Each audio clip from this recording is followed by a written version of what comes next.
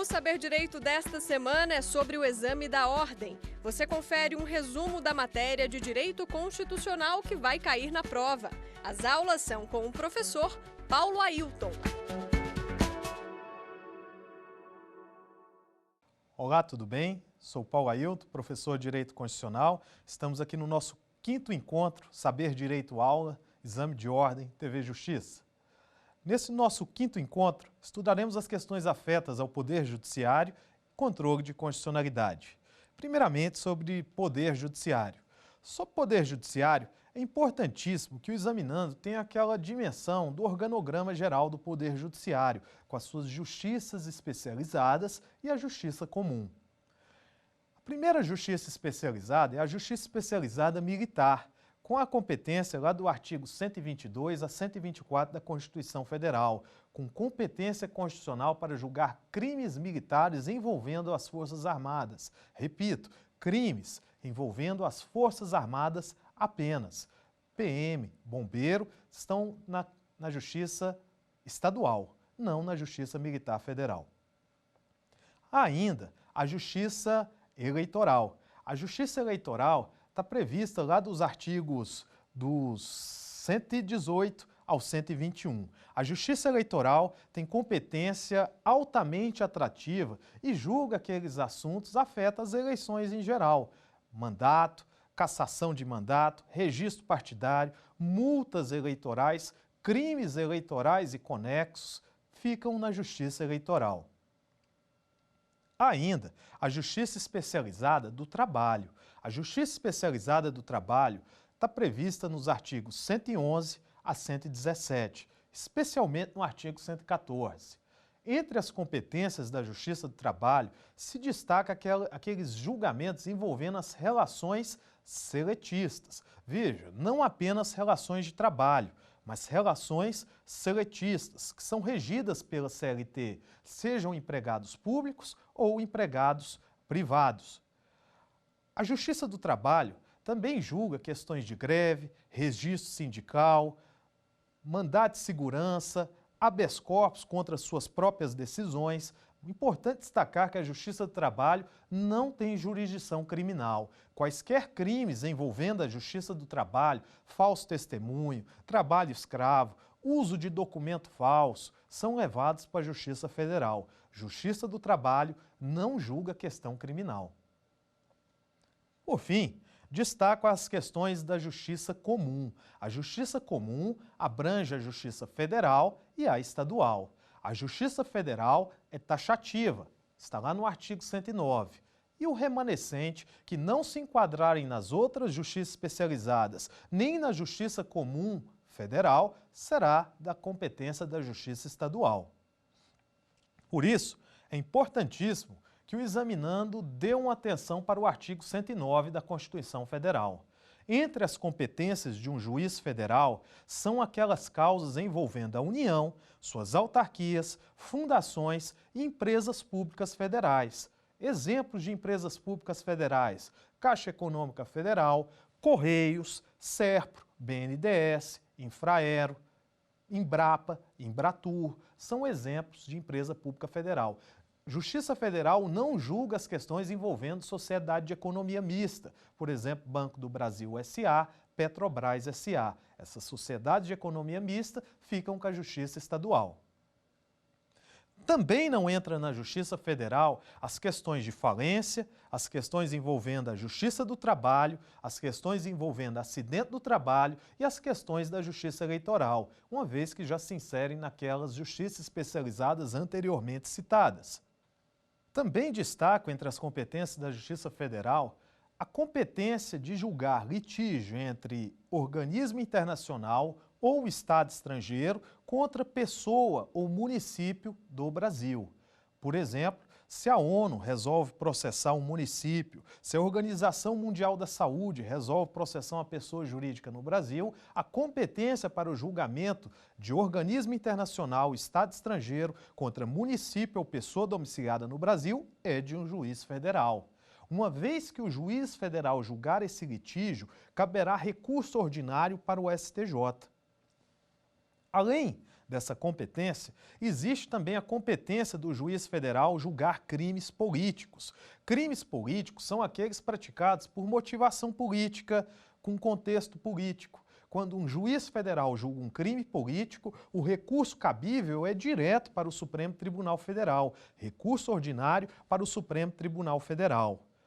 Então, o juiz federal julga dois assuntos importantes que não vai caber recurso para o TRF respectivo. Quando julgar litígio entre organismo internacional, Estado estrangeiro e pessoa ou município domiciliado no Brasil, ou pessoa domiciliada ou município no Brasil, a competência será RO para o STJ.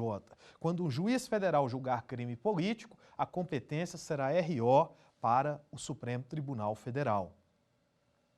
Também destaco que compete ao juiz federal julgar as causas envolvendo disputa de direitos indígenas. Cuidado, não é crime contra ou praticado por índio, mas disputa de direitos indígenas, por exemplo, as questões envolvendo demarcação de terras indígenas.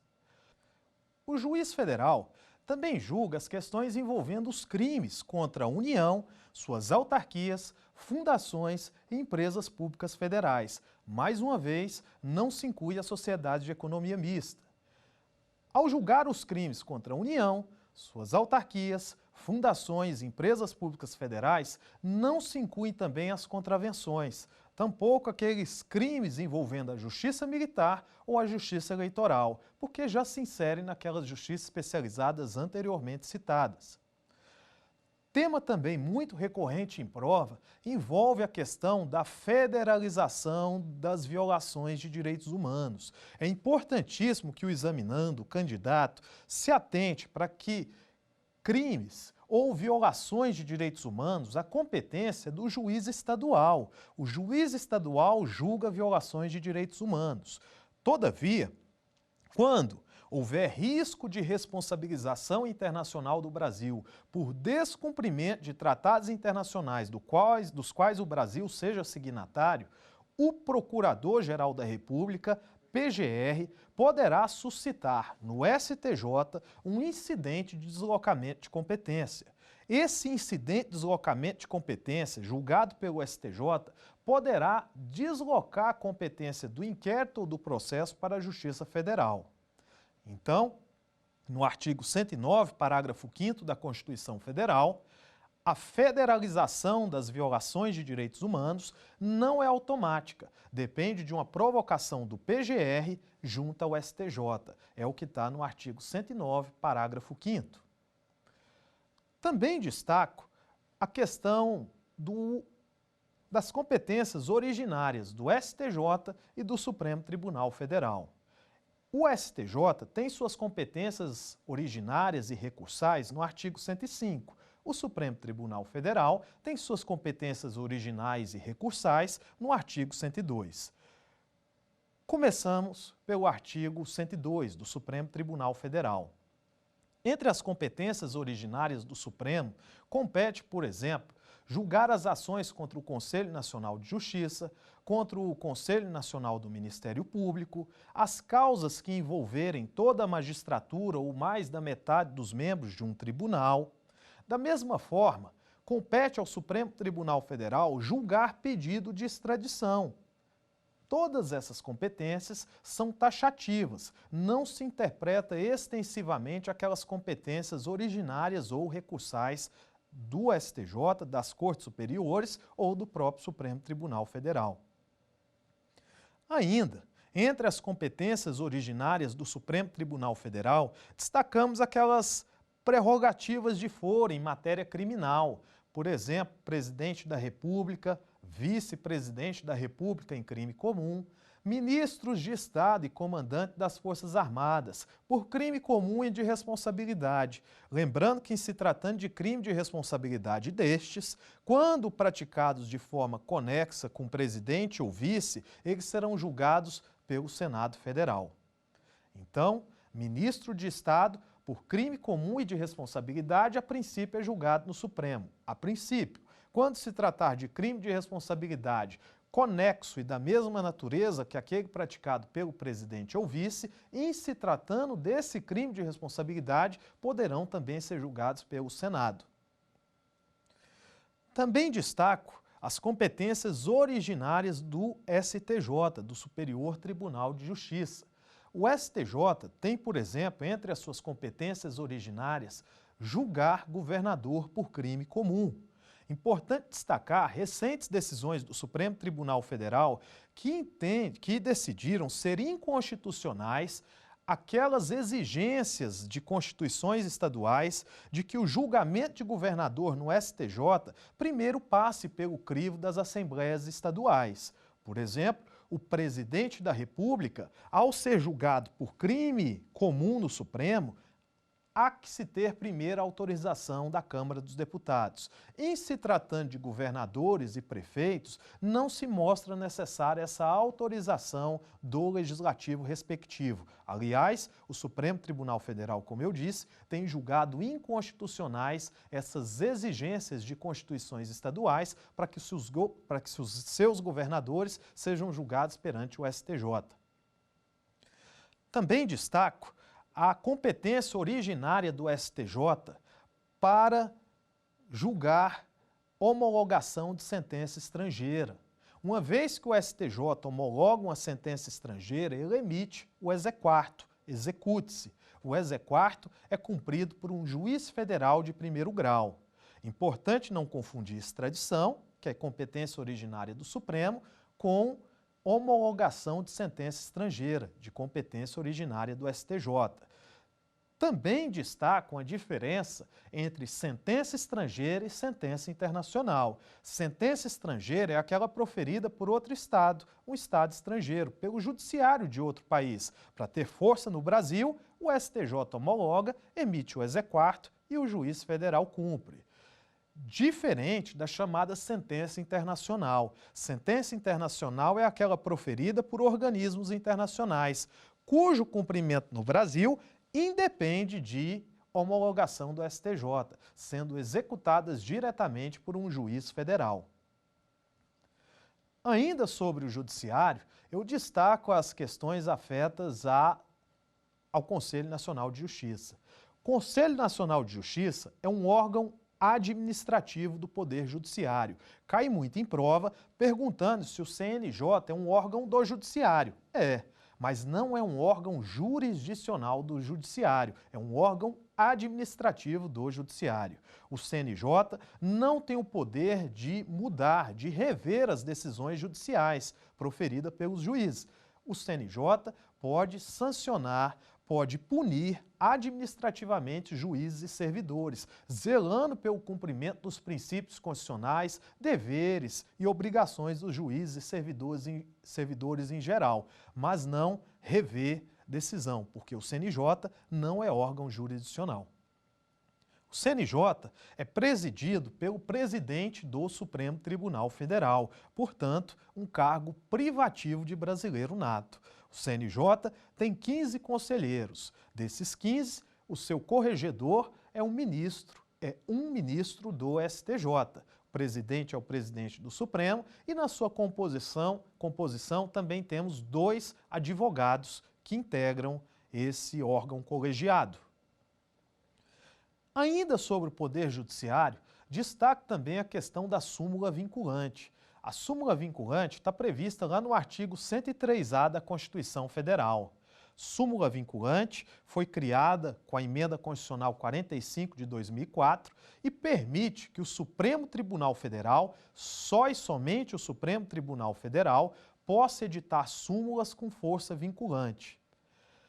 A súmula vinculante, ela vincula todo o Poder Judiciário, todos os demais órgãos do Poder Judiciário e toda a administração pública, federal, estadual, municipal, direta e indireta. A súmula vinculante, para ser editada, ela pode ser feita de ofício pelo Supremo ou mediante provocação. Cai em prova perguntando quem são os legitimados que podem pedir súmula vinculante no Supremo.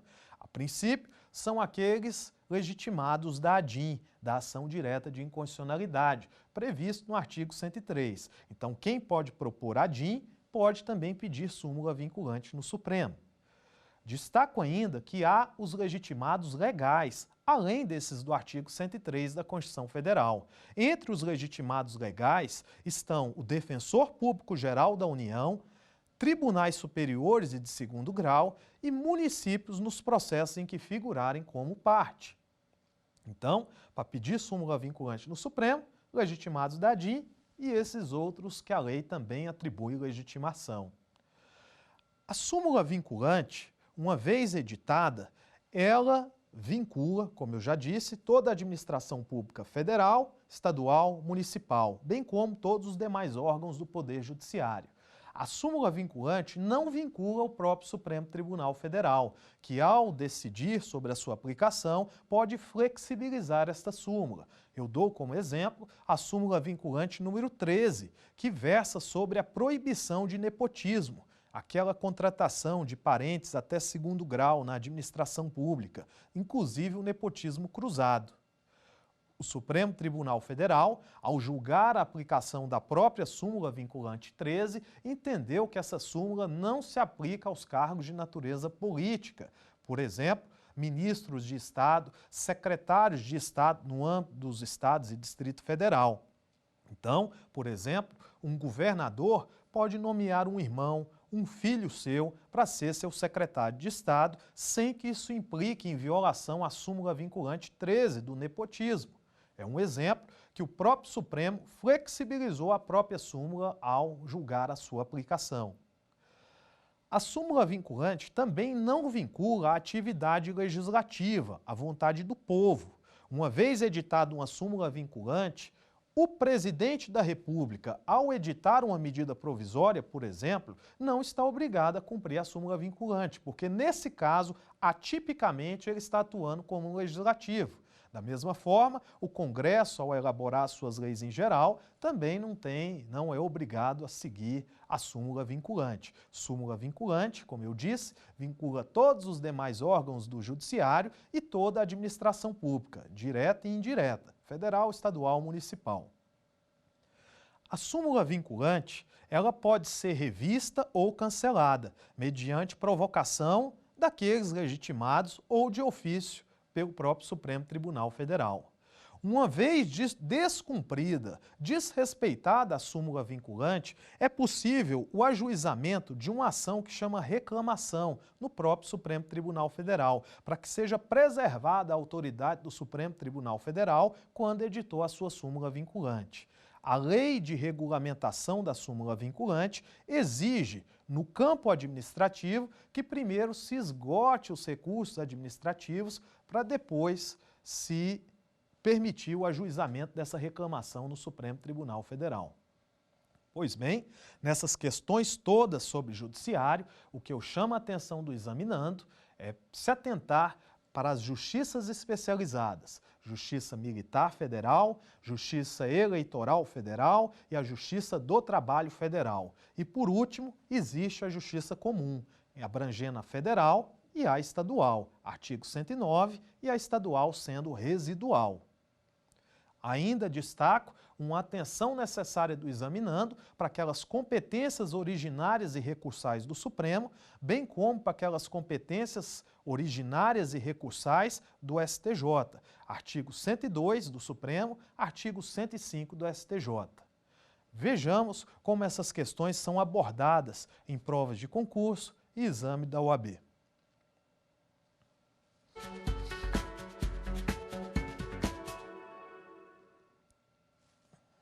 Pois bem, um juiz federal A julgou um litígio entre organismo internacional e um município.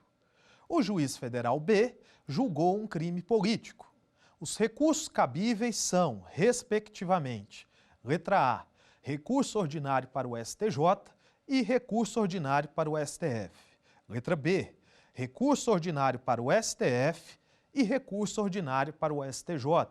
Na letra C, recurso extraordinário para o Supremo e recurso especial para o STJ. E na letra D, remessa necessária e apelação criminal para o TRF respectivo. Nesse exemplo de questão, como eu mencionei, A alternativa que condiz com a Constituição Federal é a letra A. Um juiz federal, na primeira situação, quando julgar esse litígio, o recurso será para o STJ. E o juiz federal, ao julgar um crime político, o recurso cabível será para o Supremo Tribunal Federal. RO para o STJ, RO para o Supremo, alternativa A. Pois bem, passamos agora a estudar as questões afetas a controle de constitucionalidade. Controle de constitucionalidade nada mais é do que a verificação da adequação das normas, atos, situações aos preceitos que mandam, aos preceitos da Constituição Federal. Os tipos de inconstitucionalidade, primeiro. A inconstitucionalidade de uma lei pode ser no seu aspecto material, quando o seu conteúdo viola a própria Constituição Federal, ou pode ser uma inconstitucionalidade formal, quando a forma dessa norma afronta a Constituição Federal. Exemplo de inconstitucionalidade material: uma lei, por exemplo, que estabelece pena de morte para crimes hediondos. Ou, por exemplo, uma lei que institui uma tributação tão alta a ponto de configurar um confisco da propriedade do contribuinte, em violação à vedação ao confisco do artigo 150, inciso 4 da Constituição Federal. São exemplos de inconstitucionalidade material. Um exemplo de inconstitucionalidade formal, quando, por exemplo, uma lei ordinária trata de normas gerais sobre direito tributário, em violação à exigência de lei complementar prevista no artigo 146, inciso 3º, em que a Constituição exige lei complementar para tratar de normas gerais de direito tributário. Se for feita uma lei ordinária, terá-se-á, então, uma inconstitucionalidade formal dessa lei ordinária. Quanto às formas de controle, o controle pode ser feito de forma preventiva, durante o processo de elaboração das normas, ou controle repressivo, depois que a norma já foi elaborada.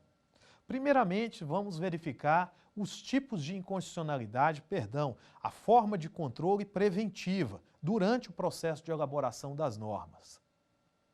Primeiramente, o próprio legislativo. O legislativo, ao elaborar suas leis, suas normas, analisar seus projetos, por intermédio das suas comissões internas, deve verificar se aqueles projetos, se aquelas ideias afrontam ou não a Constituição Federal. Você já deve ter ouvido falar na Comissão de Constituição e Justiça, uma das mais importantes das casas legislativas. Essa Comissão de Constituição e Justiça analisa primeiramente se aqueles projetos, propostas de emenda à Constituição, estão ou não em conformidade com a Constituição. É um exame prévio de constitucionalidade feito pelo próprio Legislativo. Nós temos também, ainda no controle prévio, o controle feito pelo Executivo.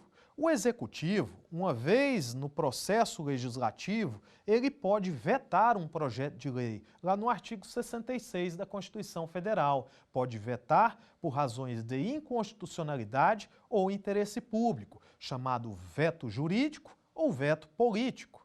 O veto jurídico, por inconstitucionalidade, é uma forma de controle prévio de constitucionalidade, em que o presidente da República pode preventivamente fazer esse controle de constitucionalidade. Lembrando que o veto é sempre uma discricionariedade presidencial, mas quando o presidente veta por inconstitucionalidade, atua preventivamente no controle de constitucionalidade.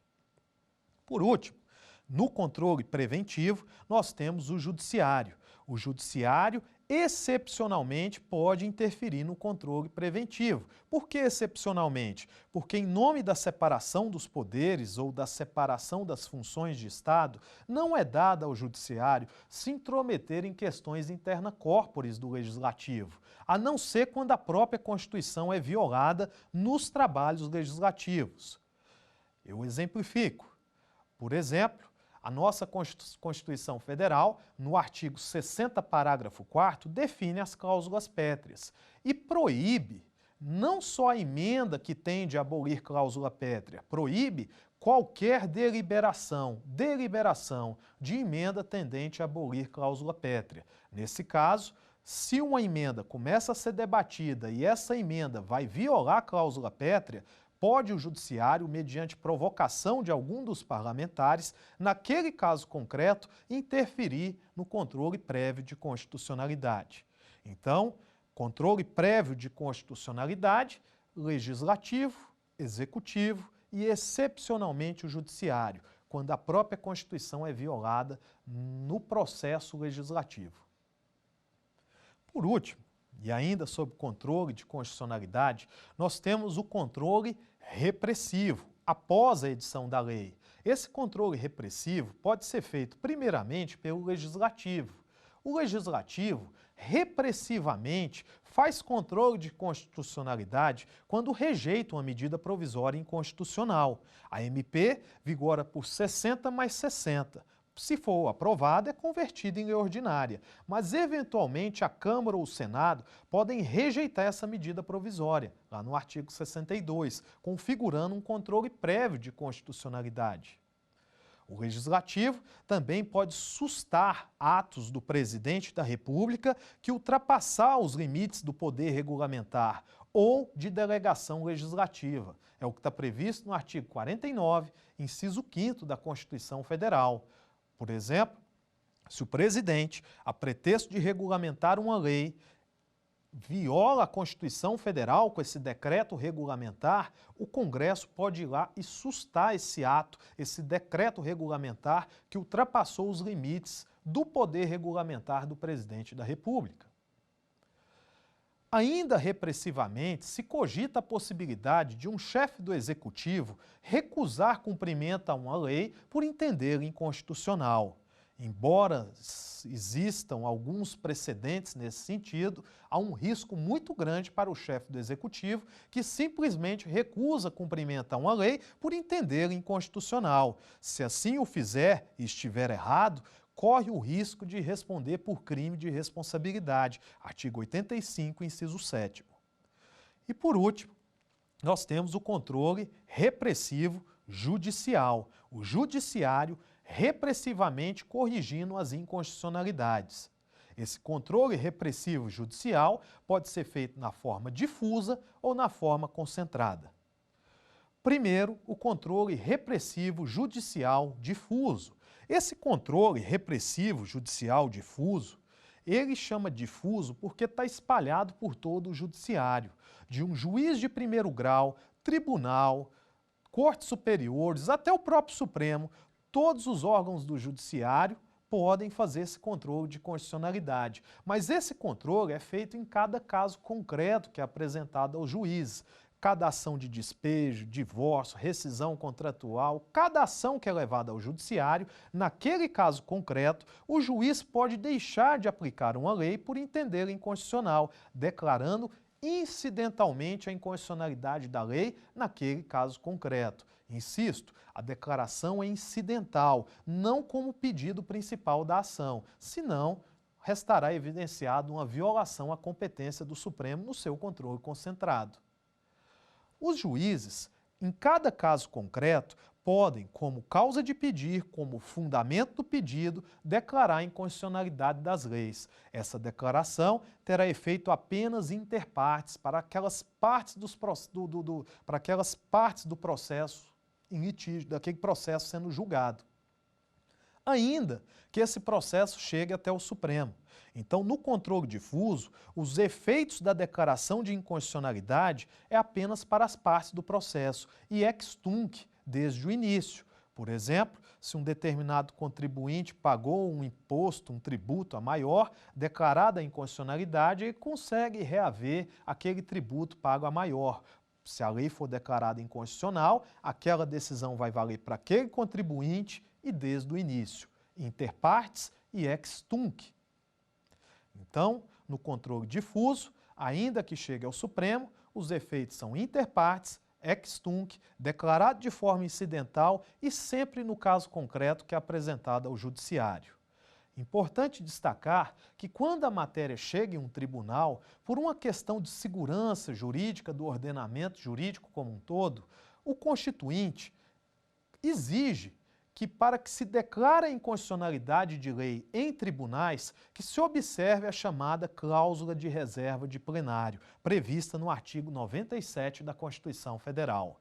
Esse artigo 97 da Constituição Federal é muito cobrado e abordado em provas de concurso. De acordo com essa cláusula de reserva de plenário, em tribunais, somente pela maioria absoluta de seus membros ou do respectivo órgão especial é que poderá ser declarada a inconstitucionalidade de lei ou ato normativo do poder público.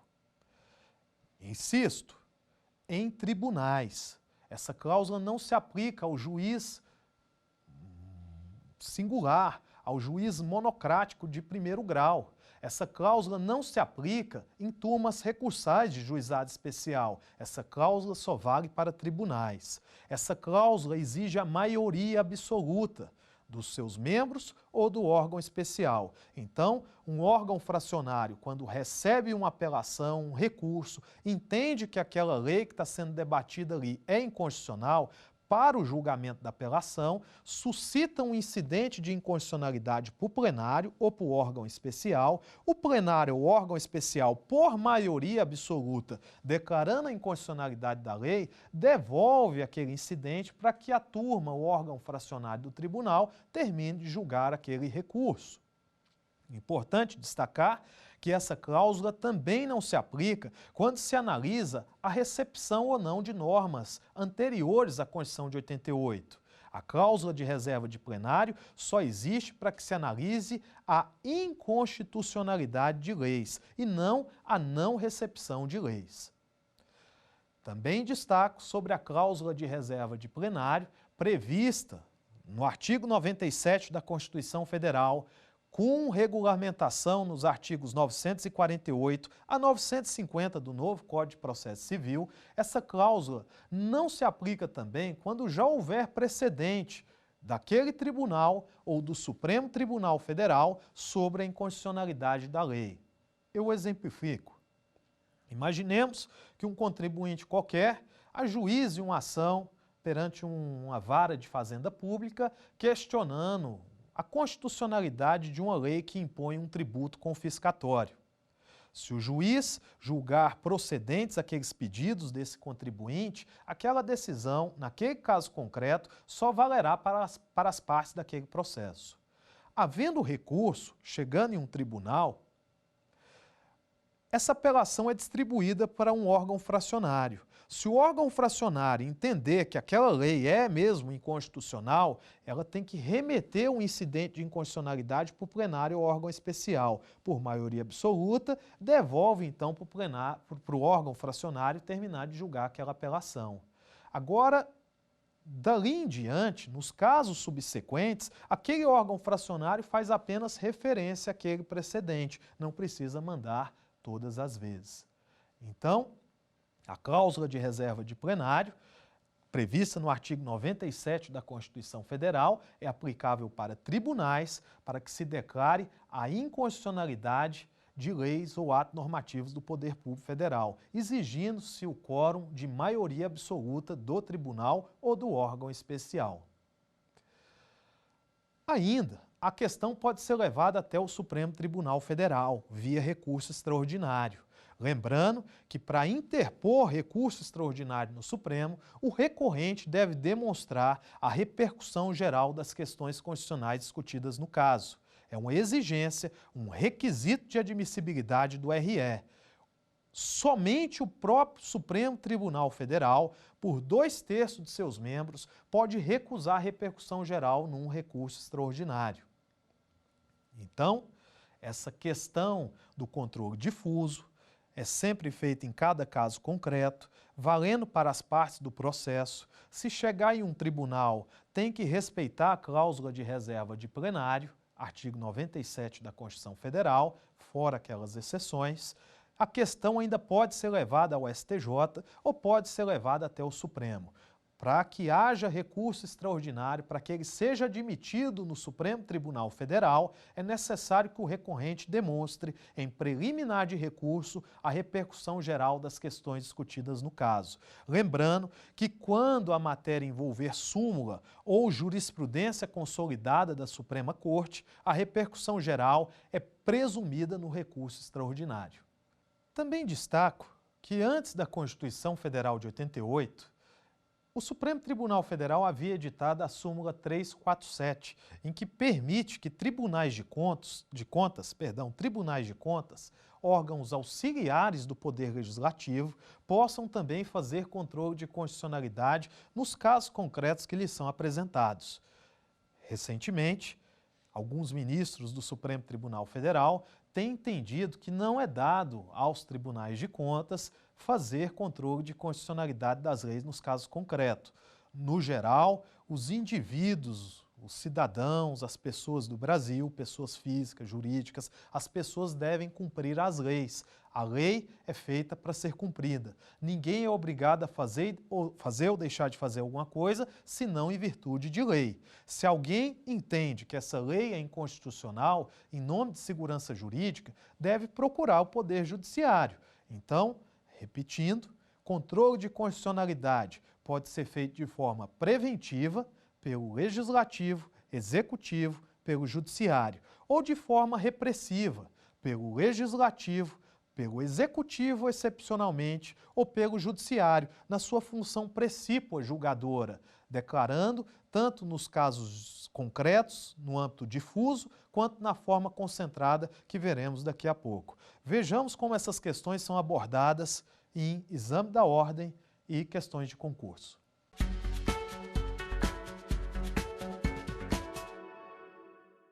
Sobre a cláusula de reserva de plenário, prevista no artigo 97 da Constituição Federal de 88, letra A. Para declarar a constitucionalidade de lei ou ato normativo do poder público em julgamento de caso concreto. Ela existe para declarar a não recepção de norma pré-constitucional. Ela existe para declarar a inconstitucionalidade de lei ou ato normativo do poder público em julgamento de caso concreto, ou se aplica em turmas recursais de juizados especiais. Conforme dito anteriormente, dessas possibilidades, a única que se enquadra no artigo 97 é a letra C, para declarar a inconstitucionalidade de lei ou ato normativo do poder público, seja poder público federal, estadual, municipal. Nesse exemplo, indagou-se sobre o poder público federal. Verdadeiro, então, essa é a aplicação dessa cláusula do artigo 97. Pois bem, visto isso, passamos a verificar agora o controle concentrado de constitucionalidade. Em relação à Constituição Federal, esse controle concentrado é feito pelo Supremo.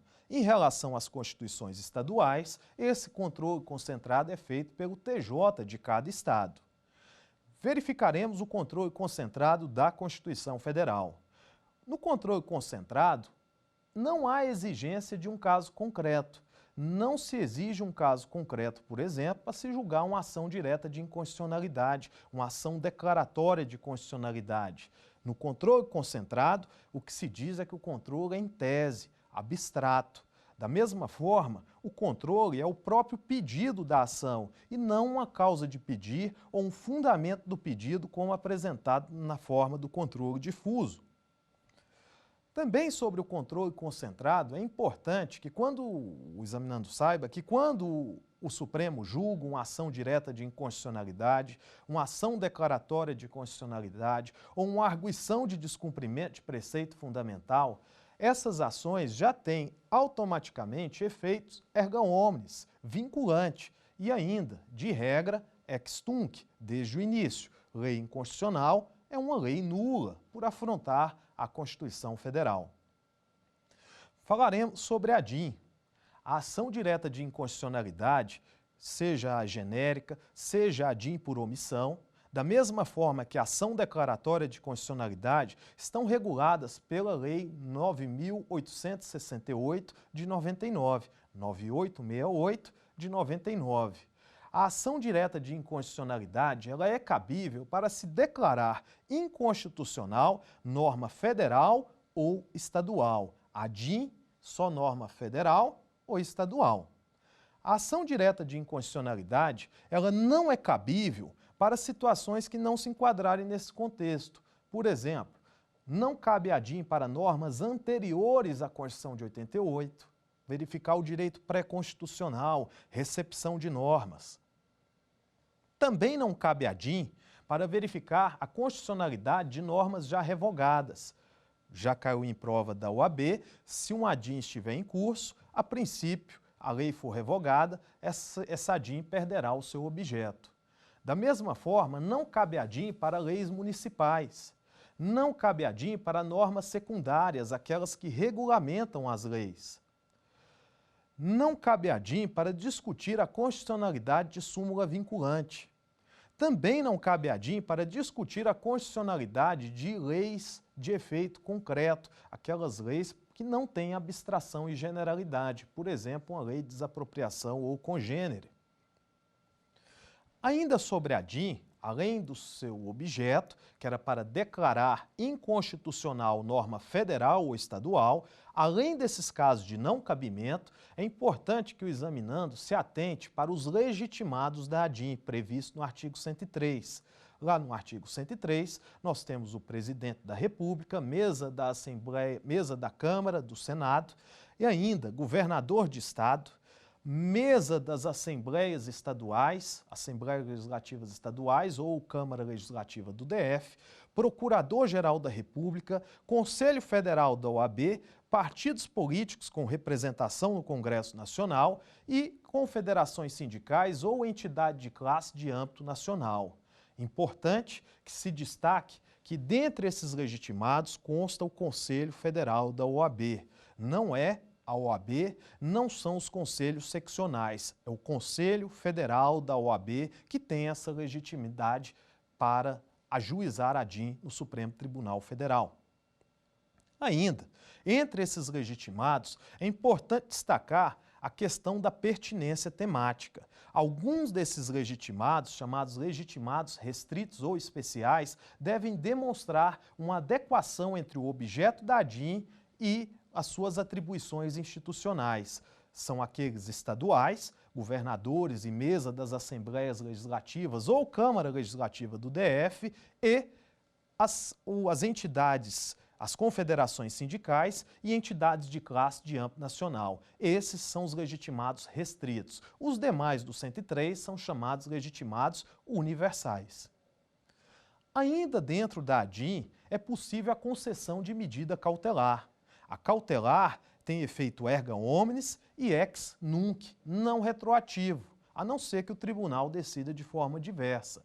A cautelar na DIN gera um efeito repristinatório da lei anterior, fazendo restaurar a vigência daquela lei anterior à lei atacada na DIN. Ainda sobre a DIN, é importante a figura do AGU, do Advogado-Geral da União, que nesse caso atua como defensor da lei atacada na DIN, seja a lei federal, seja a lei estadual. O AGU será citado para promover a defesa da lei. É o que está previsto no artigo 103, parágrafo 3º. Ainda dentro dessa questão da DIN, existe o parecer opinativo do Procurador-Geral da República ou da Procuradora-Geral da República. Essa figura do PGR, ele atua em todos os processos em curso no Supremo Tribunal Federal. É o que está no 103, parágrafo 1º da Constituição Federal. É um parecer não vinculante, opinativo que é proferido na DIN. Ainda na DIN, é possível a figura do amicus curiae. Em ADIM, não se admite intervenção de terceiros, mas a Lei 9868 de 99 permite que o relator, por despacho irrecorrível, admita a figura do amicus curiae, que não é parte na ADIM, é um auxiliar do juízo que ajudará ali o Supremo a tomar a melhor decisão, elucidando questões de ordem técnica, sociais, de forma a dar um aspecto mais democrático nessa decisão do controle abstrato, em tese, perante o Supremo Tribunal Federal. Por fim, há a questão da decisão final. A decisão final na ADIM, ela é ambivalente. Se a ADIM for procedente, a norma federal ou estadual será declarada inconstitucional. Mas se a ADIM for improcedente, aquela norma será declarada constitucional, com efeito erga omnes, vinculante e ex tunc, desde o início. Todavia, por razões de interesse público ou relevante interesse social, o artigo 27 da Lei 9868 de 99 permite que o Supremo faça a chamada modulação dos efeitos da ADIM.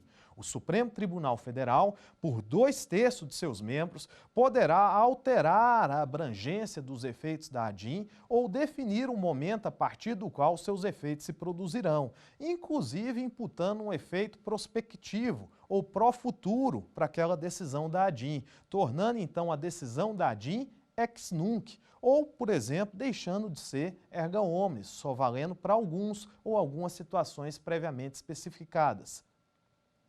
Então, lembrando essas questões do Supremo Tribunal Federal, o quórum para o Supremo fazer uma súmula vinculante, 2/3 de seus membros. O quórum para o Supremo recusar repercussão geral no recurso extraordinário, 2/3 de seus membros. O quórum para o Supremo modular os efeitos da ADIM, 2/3 de seus membros. Não confunda com o quórum da cláusula de reserva de plenário, lá do controle difuso, que é maioria absoluta. Lembrando ainda que existe também outras modalidades de ações no controle concentrado. É possível ação direta de inconstitucionalidade por omissão, prevista no artigo 103, parágrafo 2º, em que o Supremo Tribunal Federal, diante daquela omissão legislativa ou normativa, constatando uma violação à Constituição Federal, poderá julgar procedente a ADIM por omissão. Na ADIM por omissão, em se tratando de uma omissão do Executivo, será dado o prazo de 30 dias para que o Executivo sane aquela omissão. Em se tratando do Legislativo, será dada ciência ao poder em questão. Além da ADIM genérica, da ADIM por omissão, existe também a ação declaratória de constitucionalidade, ADC.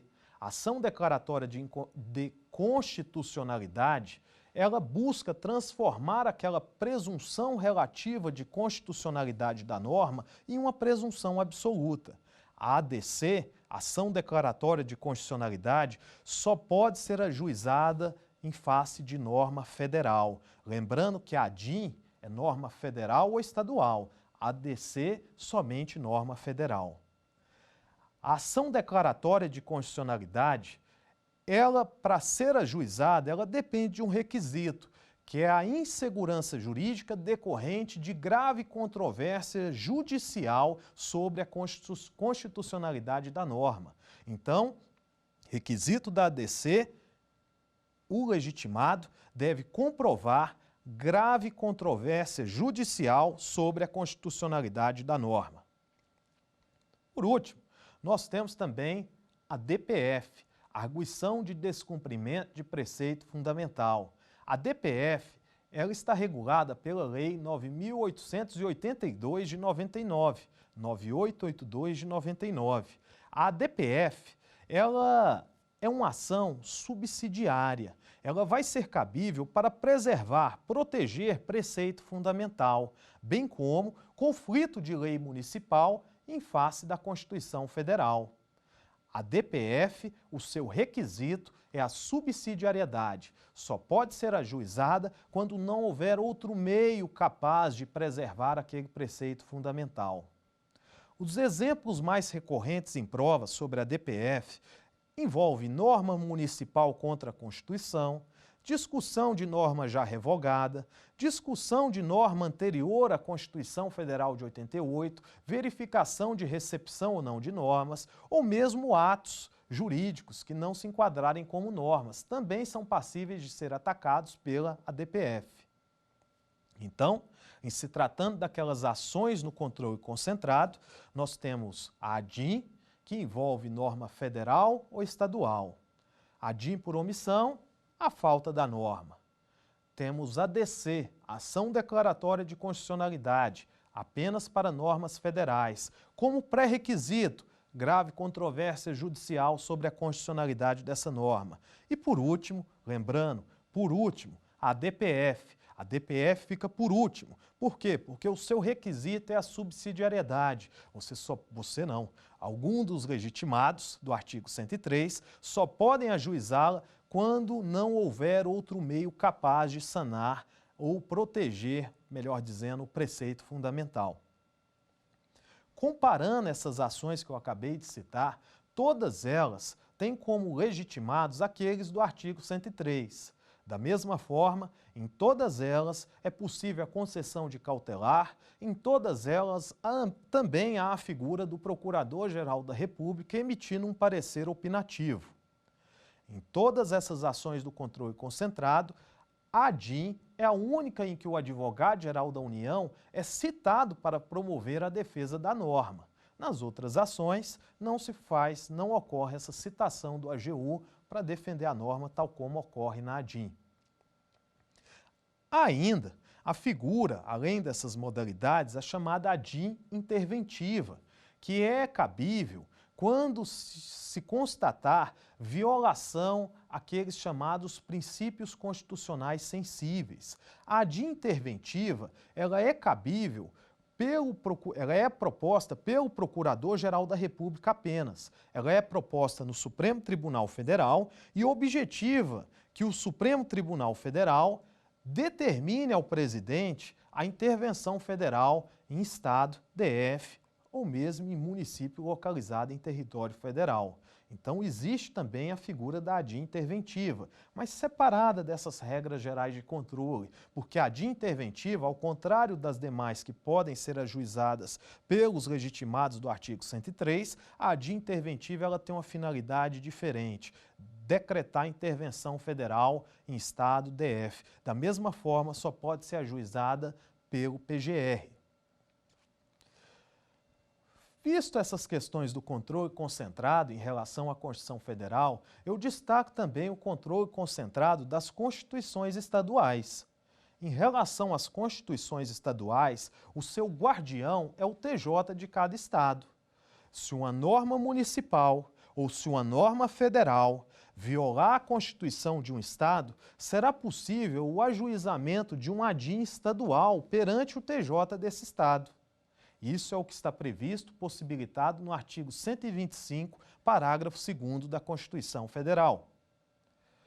A ADIM estadual, os seus legitimados serão definidos por cada Constituição de cada estado. Não é necessário que se replique os legitimados do artigo 103 da Constituição Federal. Em se tratando de ADIM estadual, a única coisa que o Constituinte determinou é que não seja só um legitimado. Cada estado é livre, na sua Constituição estadual, para definir os seus legitimados, não podendo ser só um. E ainda, quando o TJ de um estado julga um ADIM estadual protegendo aquela Constituição do estado, de regra não cabe recurso para o Supremo Tribunal Federal. Só caberá recurso para o Supremo Tribunal Federal de julgamento de ADIM estadual quando aquele dispositivo da Constituição estadual for semelhante ou correspondente a um dispositivo da Constituição Federal. Então, se ao julgar a ADIM estadual constatar também um dispositivo da Constituição Federal também sendo violado por aquela norma, cabe então recurso de ADIM estadual para o Supremo Tribunal Federal. Mas é uma excepcionalidade, de regra não cabe.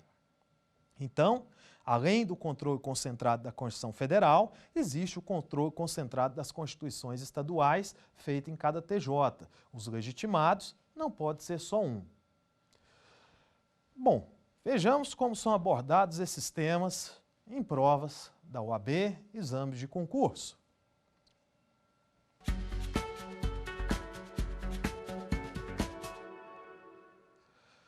Qual a ação cabível para se verificar a recepção ou não de uma norma municipal de 1987 em face do advento da Constituição Federal de 88? Letra A, ação direta de inconstitucionalidade. Letra B, reclamação constitucional.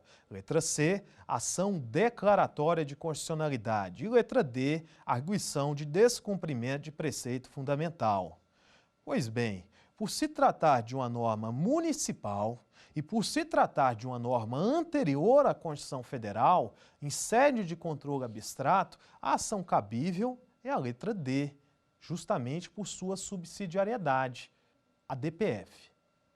Pois bem, vistas essas questões do controle de constitucionalidade, vistas essas questões do Poder Judiciário, eu ainda destaco a importância de alguns artigos ainda que devem ser lidos pelo examinando ao se preparar para a prova da OAB.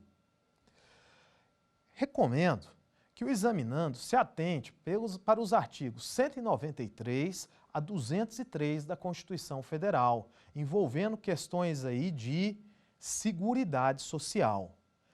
Também é importante que o examinando se atente para os artigos 205 a 206 da Constituição Federal, envolvendo questões afetas à educação, temas atuais como escola sem partido, ensino religioso de matrícula facultativa em escola pública, estão nos artigos 205 e 206.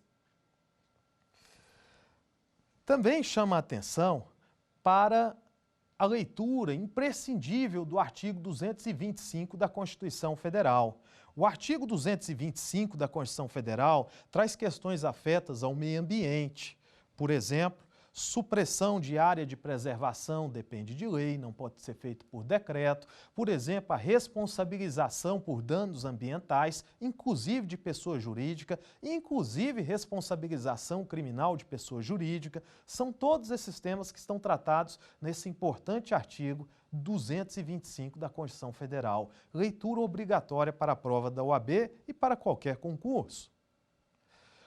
Também chama a atenção da importância do examinando dedicar uma leitura do artigo 231 e 232 da Constituição Federal, temas afetos às questões indígenas, proteção constitucional do índio na Constituição Federal.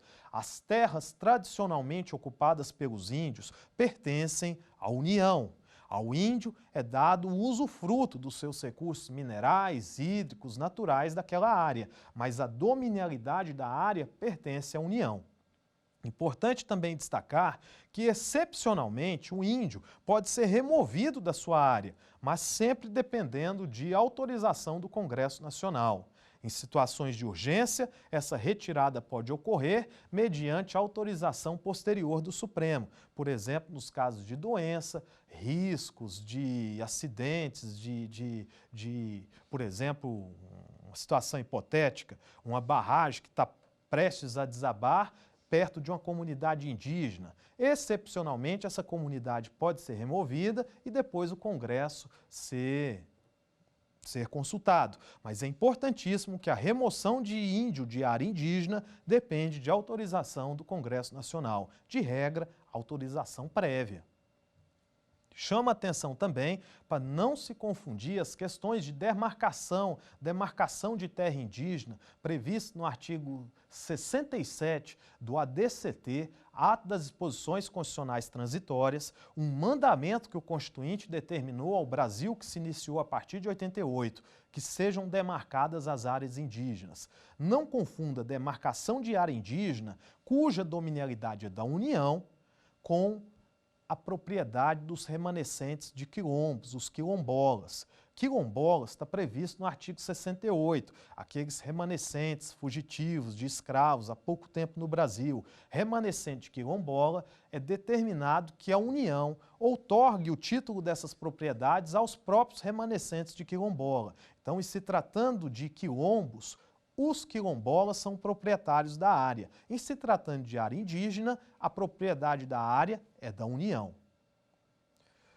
Com esses esclarecimentos, se eu puder dar algum conselho ainda para toda essa preparação da prova da OAB, é a leitura da Constituição Federal. A leitura atenta, sempre de uma forma estudiosa, considerando a jurisprudência, porque na prova da OAB são abordados temas com exemplos, situações concretas. Daí a importância da boa compreensão do examinando para uma boa prova e o sucesso na aprovação. Obrigado.